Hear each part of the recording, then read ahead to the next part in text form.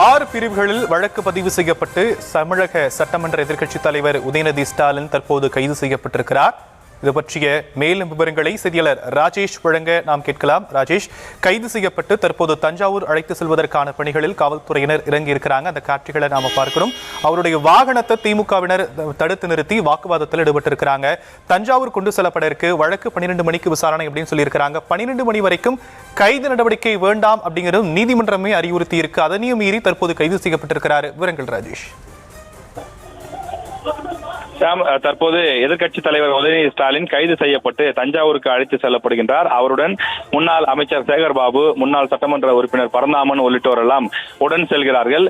அந்த வாகனத்தை எடுத்து செல்லக்கூடாது என்பதற்காக நூற்றுக்கணக்கான திமுக தொண்டர்கள் அந்த வாகனத்தின் முன்பு படுத்து உருண்டு அந்த வாகனத்தை தடுத்து நிறுத்துவதற்கான முயற்சியில் ஈடுபடுகிறார்கள். காவல்துறையினர் அவர்களை அப்புறப்படுத்தி அந்த வாகனத்தை வேகமாக தஞ்சாவூர் நோக்கி செலுத்திக் கொண்டிருக்கின்றார்கள். காவல்துறையினர் நாம் முன்பே குறிப்பிட்டது போல நூற்றுக்கணக்கான காவலர்கள் குவிக்கப்பட்டிருக்கிறார்கள். அவர்கள் உதயநிதியை கைது செய்து தஞ்சாவூரை சிரமமில்லாமல் அழைத்து செல்வது என்பதற்கான அந்த முயற்சியில ஈடுபட்டுக் கொண்டிருக்கிறார்கள். சில நிர்வாகிகளுக்கு அடிபட்டு மூக்கிலும் முகத்திலும் ரத்தம் வரக்கூடிய அந்த காட்சியையும் ஒருபுறம் பார்க்க முடிகிறது. அவர்கள் சொல்லக்கூடிய குற்றச்சாட்டு, காவல்துறையினர் எங்கள் மீது கண்மூடித்தனமான தாக்குதலை நடத்தினார்கள், காவலர்களுடைய கண்மூடித்தனமான தாக்குதல் காரணமாக நாங்கள் ரத்தம் வடிகின்றது என்று அவர்கள் குறிப்பிடுகிறார்கள். ஆனால் காவல்துறையினர் சொல்வது என்னவென்றால், நாங்கள் சட்ட ரீதியாக நடவடிக்கை எடுப்பதற்காக வந்திருக்கின்றோம். உதயநிதி ஸ்டாலின் அவர்களுடைய அந்த பேச்சு என்பது ஆபாசமான பேச்சு. அவரது பேச்சுக்காக நாங்கள் 6 பிரிவுகளின் கீழ் வழக்கு பதிவு செய்திருக்கின்றோம். எனவே அந்த சட்ட நடவடிக்கைகளை மேற்கொள்வதற்கு எங்களுக்கு நீங்கள் முழு ஒத்துழைப்பு வழங்க வேண்டும், நீங்கள் தடுத்து நிறுத்தக்கூடாது என்று அவர்கள் பேசி பார்த்தார்கள். ஆனாலும் தொண்டர்கள் கலைந்து செல்ல மறுக்கிறார்கள். தொடர்ந்து வாகனத்தை 1 இன்ச்சு கூட நகர்த்த விடமாட்டோம் என்று திமுகவினர் சாலையில் படுத்து போராட்டம் செய்யக்கூடிய காரணத்தால் உடனடியாக அவர்களை அங்கிருந்து அப்புறப்படுத்தி அந்த வாகனத்தை வேகமாக எடுத்து செல்லக்கூடிய காட்சியை பார்க்க முடிகிறது.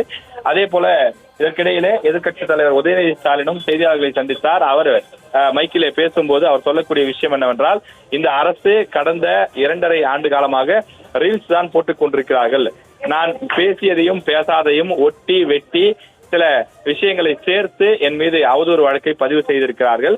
நான் பேசாத விஷயங்களை எல்லாம் நான் பேசியதாக பொய் வழக்காக என் மீது பதிவு செய்திருக்கிறார்கள். இது காமெடியாகத்தான் இருக்கிறது என்று எதிர்க்கட்சி தலைவர் உதயநிதி ஸ்டாலின் குறிப்பிட்டிருக்கின்றார்.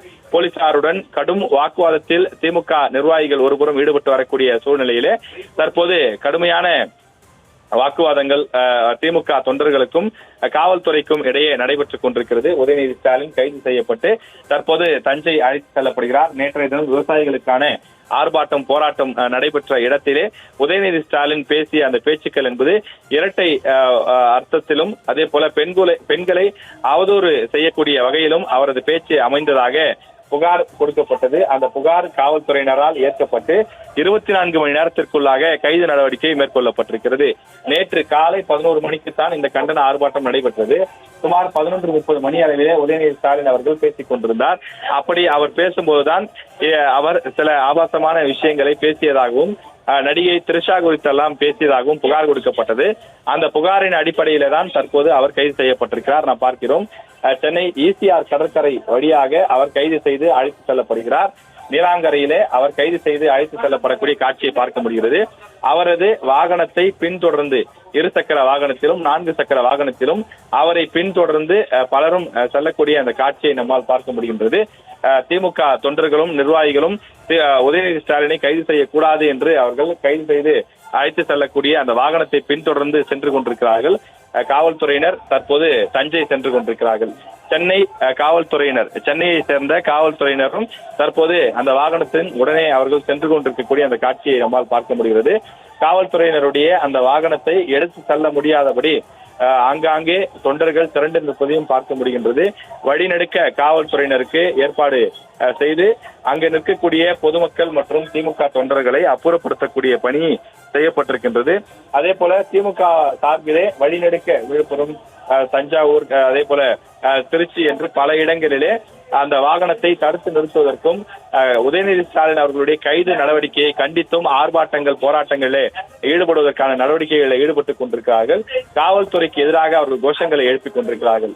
பொய்யாக புகார் கொடுக்கப்பட்டு அந்த பொய் புகாரிலே உதயநிதி ஸ்டாலின் கைது செய்யப்பட்டிருக்கிறார் எனவும், காவல்துறை ஆளுங்கட்சியினுடைய ஒரு சேவைத்துறையாக செயல்பட்டுக் கொண்டிருக்கிறார்கள் என்றும் பல கண்டன முழக்கங்களை திமுகவினர் எழுப்பிக் கொண்டிருக்கிறார்கள்.